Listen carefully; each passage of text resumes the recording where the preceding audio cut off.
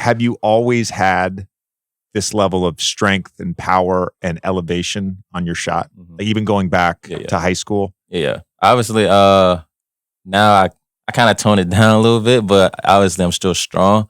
But really, I really gained that strength during like high school and college. Because in high school, I wanted to dunk. So that's where it really came from. I was really doing a lot of squats, leg stuff. I wanted to dunk.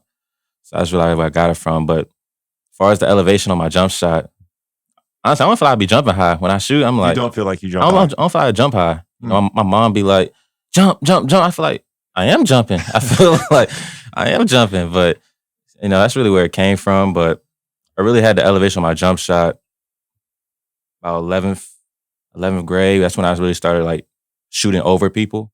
Because, you know, 9th and 10th grade, 8th, 9th, 10th grade, I tried to shoot, like, wide open. Like, if I want wide open, then I couldn't really shoot.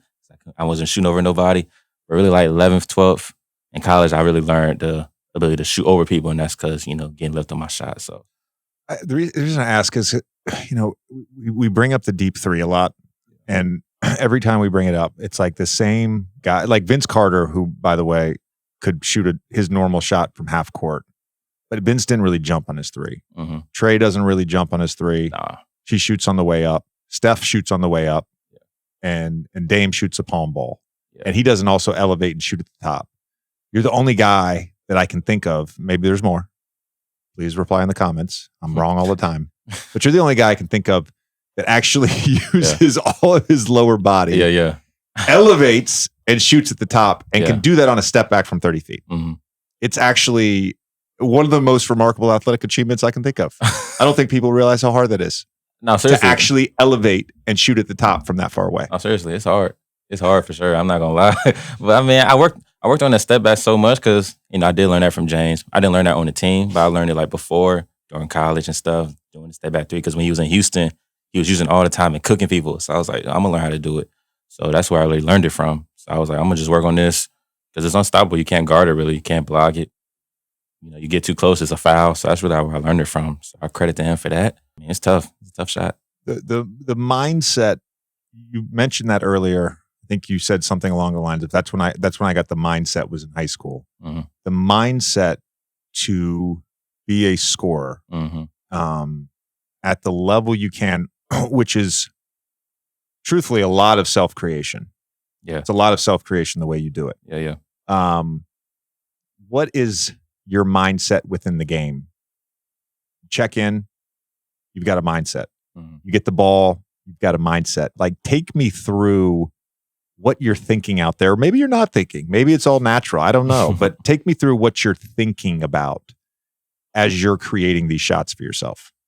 Yeah, it's definitely natural. But I really try to think about how, you know, obviously all teams have schemes, defensive schemes and how they play. So I really get in. That's what I was trying to think about, like, how are they going to guard me? So come up. Well, you know, everybody does pick and roll. So that's really the main thing. You want to see how they guard your pick and roll. Come off. Are they switching? If they're switching, then you know you're going to have a lot of ISO 101s. So me, from personally, it's a lot of ISO 101s, getting to the basket, getting fouled. But then, you know, most teams, if they're in drop, you know, I'm going to have a lot of mid-range tonight. So try to work on that, you know, your mid-range the whole game. Or, you know, drop, big set the screen, hold the screen, threes, whatever you want. So I really just try to look at how the other team is guarding us when I come in, when the team is guarding us. So, you know, it's easy for me. So I know what shots I'm getting. So I know, like, how efficient I can be that night on those shots. Because, you know, you never know how many shots you're going to get. You know, especially my first 2 years, you never know. So you try to be efficient as possible. You know, I get 5 shots. I want to make at least 3, 4. Right. So I really just try to be focused and keen in on how the other team is going to guard us. So that's I like that. Can you tell, getting back to the thing about sort of coming off the bench, can you tell when you were coming off the bench, how they're defending these things from the bench, or do you kind of have to be in it to really sort of understand it?